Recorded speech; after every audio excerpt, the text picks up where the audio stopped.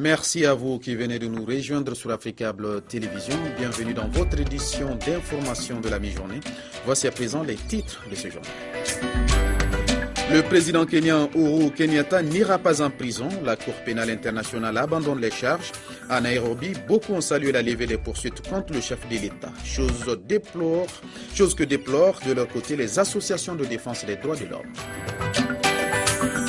Clôture ce vendredi au Maroc des travaux du Forum de la pensée arabe. Des recommandations ont été livrées. Pour cette dernière journée, l'accent a été mis sur la complémentarité économique et culturelle. Bonjour à toutes et à tous et bienvenue. Je l'annonçais en titre. Dans l'actualité, l'abandon des charges contre Uhuru Kenyatta, le président du Kenya. Il n'ira pas en prison. La Cour pénale internationale a annoncé l'abandon des poursuites pour crimes contre l'humanité contre le président kenyan, faute de preuves suffisantes. Il était soupçonné d'avoir fomenté des violences post-électorales en 2007.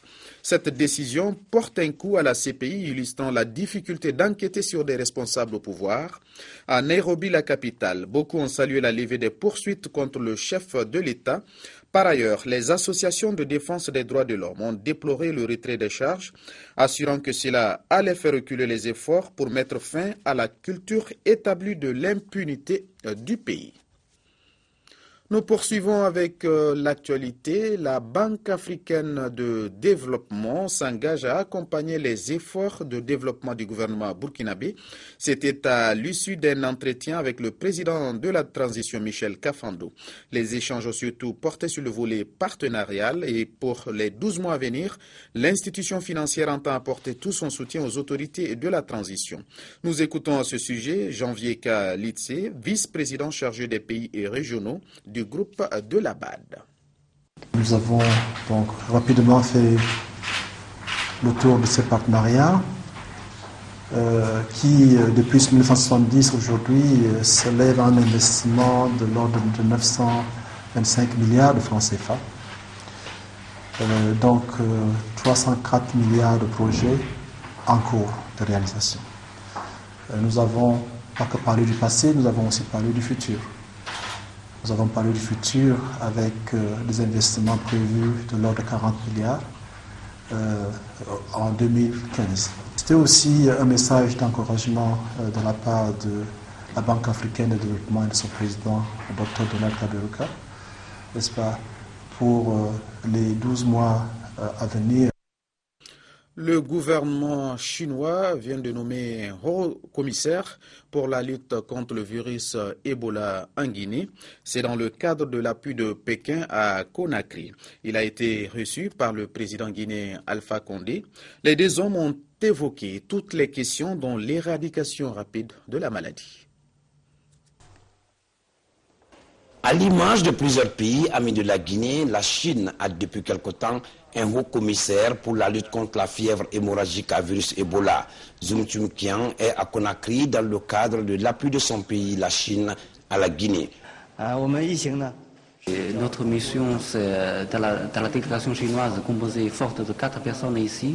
Notre mission, principalement, ça fait 2 tâches. Premièrement, c'est de coordonner toutes les ressources du gouvernement chinois pour la lutte contre Ebola, de bien lutter dans cette coordination. Et la deuxième, c'est pour évaluer sur place la situation réelle de cette épidémie. La Guinée a été le premier pays d'Afrique noire à rétablir des relations diplomatiques avec la Chine. Et depuis, on a eu de très grandes relations. Et depuis qu'il y a eu, la Chine nous a tous accompagnés. Et depuis qu'il y a eu l'épidémie, la Chine a eu beaucoup d'interventions. Nous avons reçu des cargos d'avions de médicaments. Nous avons reçu une aide financière. Et aujourd'hui, nous avons le haut commissaire chargé de la lutte contre l'Ebola qui est arrivé. Et la Guinée sera toujours du côté de la Chine et la Chine sera toujours du côté de la Guinée. Et je remercie encore la délégation chinoise. Le haut-commissaire chinois de lutte contre Ebola a en outre précisé que la présence de son pays auprès de la Guinée en ce moment difficile vise à coordonner les ressources financières de la Chine dans cette lutte commune contre Ebola. Et le Mali avec cette cérémonie de remise au ministère de la Défense et des Anciens Combattants. Une cérémonie qui consacre la signature de l'acte remise-réception d'un don composé d'un important lot de tenues militaires, après celui des matériels de transmission conformément aux accords d'assistance en matériel logistique entre le ministère de la Défense et la Défense nationale de la République populaire de Chine. Ce geste qui témoigne de l'excellence de la coopération entre les deux pays s'élève à un montant d'1,6 milliard de francs CFA. Nous écoutons à ce sujet le chargé d'affaires de l'ambassade de Chine au Mali. L'histoire de coopération entre l'armée malienne et celle chinoise a des amitiés de longue durée et avec des résultats fructueux dans tous les domaines. Après cette lot de matériel, je crois que le peuple chinois a soutenu déjà la lutte contre Ebola. Et l'armée chinoise va soutenir encore la lutte contre Ebola pour l'armée malienne. Hors des frontières africaines et pour la troisième nuit consécutive, des manifestations contre les violences policières se sont déroulées dans les grandes villes américaines. Aux quatre coins de l'Amérique, les protestataires ont tenu à dénoncer ce qu'ils considèrent comme des lynchages modernes. Ils leur réclament donc justice. Je ne peux plus respirer, crient ces manifestants. Ce sont aussi les derniers mots d'Eric Garner, quelques minutes avant de mourir. Pour la troisième nuit consécutive, de nombreux Américains sont descendus dans les rues de New York pour protester contre le non-lieu dans cette affaire, mais pas seulement. Nous manifestons pour Eric Garner, Mike Brown et pour toutes les injustices commises. Nous avons besoin de justice. Les gens doivent savoir. Nous ne pouvons pas agir comme si de rien n'était. Ça doit s'arrêter aujourd'hui. Plus de violence policière. Ce n'est pas un problème de race, c'est une question d'égalité et de justice sociale. Ce système est défectueux, il faut le réparer. Leur détermination, ces manifestants l'expriment notamment par les die-in, dans des grands magasins, des halls de gare ou sur le bitume. Ils restent allongés par terre comme s'ils étaient morts, comme Eric Garner qui serait resté 7 minutes agonisant sans que personne n'appelle les secours. Même colère à Washington, Boston ou encore Miami, car cette affaire n'est pas la première. La semaine dernière, un grand jury décidait de ne pas poursuivre le policier qui avait abattu le jeune Michael Brown dans le Missouri. Jeudi soir, à Phoenix, un policier a tué à bout portant un homme qu'il tentait d'interpeller. À chaque fois, la victime est noire et un policier blanc est impliqué dans sa mort. Et quand la nature parle d'elle, aux Philippines, d'impressionnantes dispositions d'évacuation ont été mises en œuvre pour prévenir les dégâts du typhon Agupit qui s'apprête à balayer le pays. 600 000 personnes ont quitté les zones menacées. On parle sur place de la plus grosse opération de ce type jamais menée en temps de paix. Il faut également rappeler que cette tempête est considérée comme extrêmement dangereuse. Ces habitants sont accueillis dans un bâtiment public. Dans la province de Samar, à l'est du pays, ils sont des centaines de milliers à avoir dû quitter leur maison.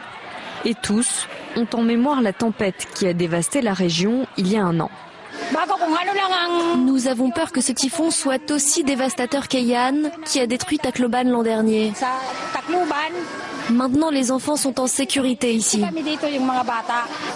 La ville de Tacloban a été touchée par l'œil du cyclone en novembre 2013.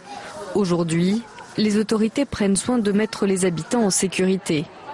Dans tout le pays, plus de 600 000 personnes ont été évacuées.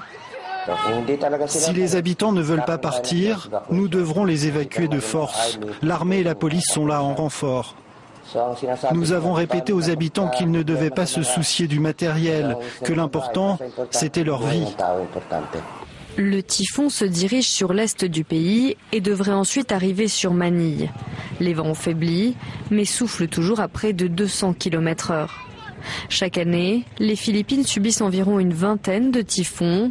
Il y a un peu plus d'un an, Haiyan avait fait plus de 7300 morts et 4 millions de sinistrés. Dans l'actualité également, la plus importante disgrâce depuis plus de 35 ans pour un haut dignitaire chinois. L'ex-tout-puissant chef de la police de la sécurité publique a été arrêté ce samedi Il lui est reproché d'avoir divulgué des secrets d'État. On lui reproche également des faits massifs de corruption au profit de ses proches et de ses maîtresses. Son comportement porte un sérieux préjudice à la cause du parti, déclare la presse officielle chinoise. L'homme a été aussitôt exclu du parti communiste dont il occupait les tout premiers rangs. Jusqu'à récemment, il fait l'objet d'une enquête depuis le mois de juillet. Retour à présent sur la célébration du 5 décembre, journée internationale des volontaires. Ils sont plus de 2500 volontaires envoyés chaque année par des ONG à travers le monde pour soutenir des populations en besoin, notamment dans l'éducation, la santé ou encore le social.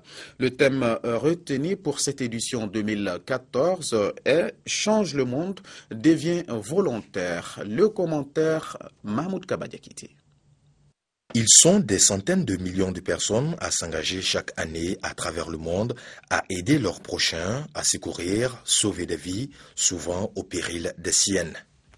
Pour la reconnaissance de leur engagement, l'Assemblée générale des Nations unies a institué la Journée internationale des volontaires par l'adoption de la résolution 40-212 du 17 décembre 1985.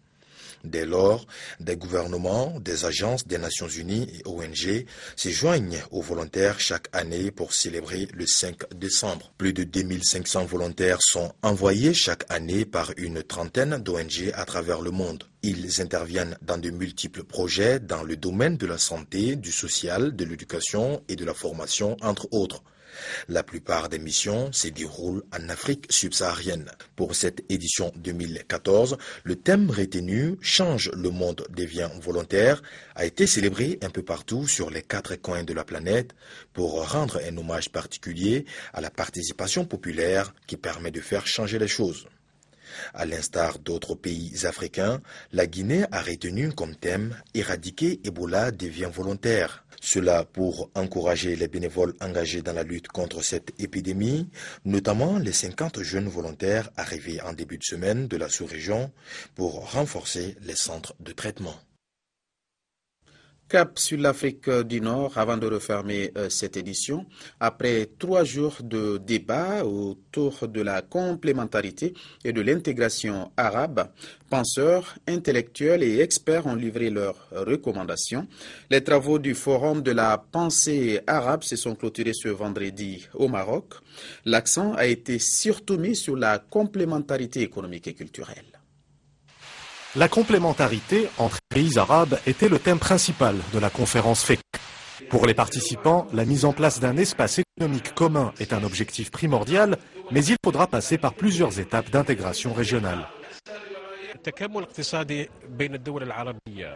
La complémentarité économique entre les pays arabes est impossible dans l'état actuel des systèmes de production arabes. Il faudrait déjà mettre en place une intégration régionale, car les économies arabes sont similaires et reposent sur 3 principaux secteurs, l'agriculture, les hydrocarbures et le tourisme. Pour cette journée de clôture de la conférence Fikr, les débats ont également porté sur la complémentarité culturelle entre les pays arabes et le rôle de la culture dans le développement. Nous n'avons pas élaboré de vision scientifique pour une complémentarité culturelle. Il n'y a pas de stratégie claire. Nous devons adopter une approche plus scientifique, plus rigoureuse.